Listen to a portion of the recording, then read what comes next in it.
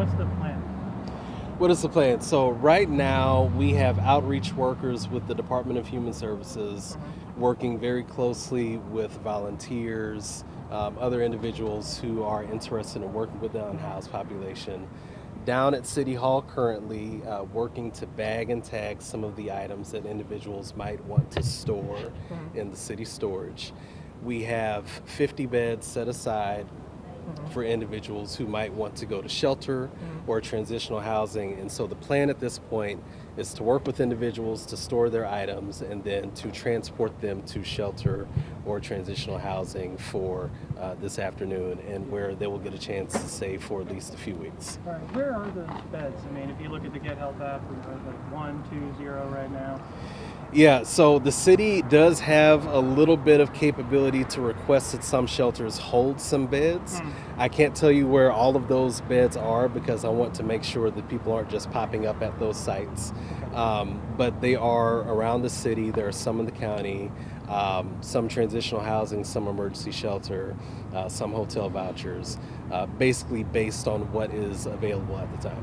What if they don't want to go to the shelter or do that option? What's next for them? That's their prerogative, and we certainly appreciate that folks might want to stay on site or they might want to go somewhere else. That is very much up to them. We have encouraged individuals for the past 2 months at the City Hall site to find some shelter, and certainly our outreach teams have been able to go out and place some people in shelter and some people in transitional housing. If they choose not to go, that is up to them, but we invite them to use some of the beds that we have available. What happens if they choose not to go? What happens to the people outside City Hall? I'm not sure. What our team is focused on is making sure that individuals who have an opportunity to get shelter and beds can go and get transportation there. Have you guys been coordinating with local law enforcement about what the plan is moving forward? I think the plan moving forward is to cordon off the area to do some repair of the grass. Outside of that, the plan is to work closely with law enforcement. They have an operation, or they have an outreach team that DHS has worked quite a bit with in the past to help us do outreach and engage individuals who might want housing. Sometimes law enforcement is able to contact and reach people on the streets before we are able to, and so we collaborate closely with law enforcement to try to get folks plugged into shelter when we can. They're often some of the first people in to meet somebody who might have a challenge and who might be unhoused, and so we work very closely with them in collaboration. Many of the aldermen didn't find out about last night until about 9 o'clock in the evening when they received an email.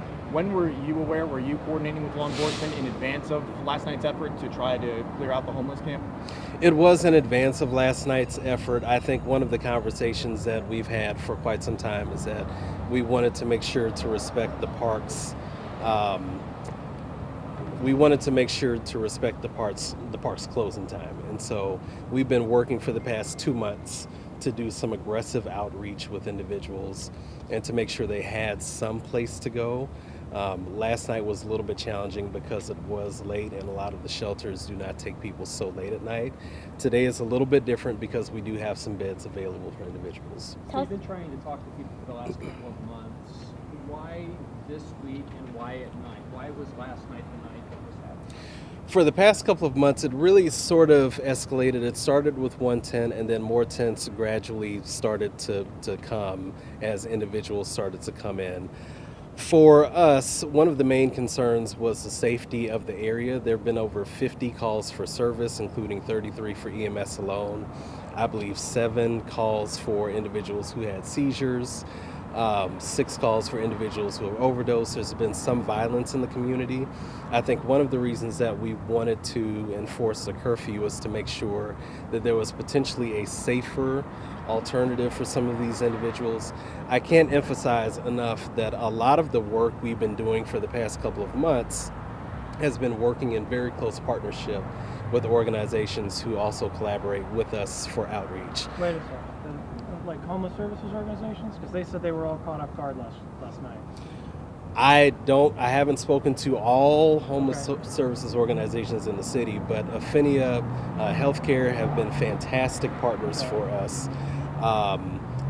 Behavioral health responses have been fantastic partners for us. St. Patrick's Center.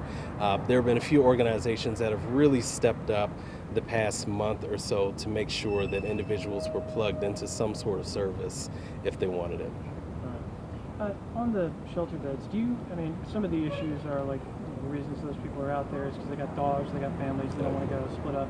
Do the beds you have address those issues? So that's the great part about having a wide portfolio of beds at our disposal if we need to, and that some of these beds are for individuals, some could be appropriate for families, some could be appropriate for pets. I think the challenging thing with pets is that it's easier to serve individuals who have service animals that have certifications and all of the immunizations and all of that which is required.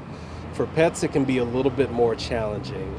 But we do have some options available for some individuals. It's just if we can get them there, quick enough and make sure that they are provided with that sort of case management, follow-up It's services. kind of dangerous in some shelters. They have got a lot of You doors. talked about the curfew last night and that decision. Is the curfew going to be enforced tonight, or will there be another reprieve given us? I believe the curfew will be enforced tonight. I don't have any. I sleep outside. Last night you were talking about safe options. With the curfew, when you realized we were out there, it wasn't the safest option. To do it during the daytime hours. Did you realize at any point during that time, okay, this was not the best idea to do it in the middle of the night? I think moving forward, for us, the most important option, or the most important thing, is to make sure that people get referrals into shelter. It's easier to refer people into shelter in the daytime. That is what's preferred. For the evenings, it's a little bit more challenging, but we did want to encourage the park curfew. So we'll do what we can in the daytime. Hence why you're out here today. But then tonight, again, we will kick in the curfew. That is my understanding. What happens to those individuals that were in the shelter spots that you're holding open, that were in there last night, that you're now holding open for the people outside City Hall tonight? I believe the individuals who are already at the shelter are fine. I mean, they're already there, they're already enrolled in those shelter services.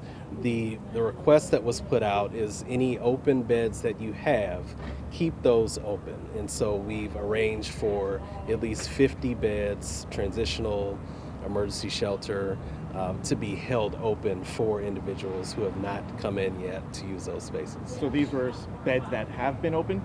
These are beds that have been open recently within the past couple of days. Got two more questions. I know you're.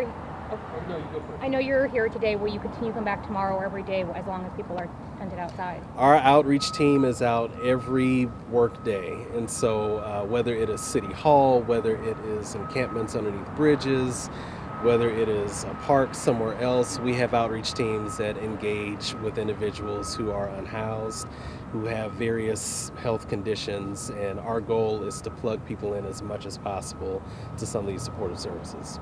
What's the actual number of people that are out there right now? At City Hall? Yeah. The last count that I know of was 37, but that was earlier this morning. When I say earlier, I mean about 3 a.m. Okay, one more. Just to follow up from my question earlier, does there need to be better communication between the homeless shelters if there are beds that have been open for a few days now that, the people outside City Hall say they can't find anything? I think it's always a question of how we can better coordinate. I think there are a lot of moving pieces with that. There are systems that we use to make sure that we can reserve beds and hold beds, systems that caseworkers and referral partners use to make sure that they can hold beds. I think it is a matter of working together collaboratively to build a more seamless communication system.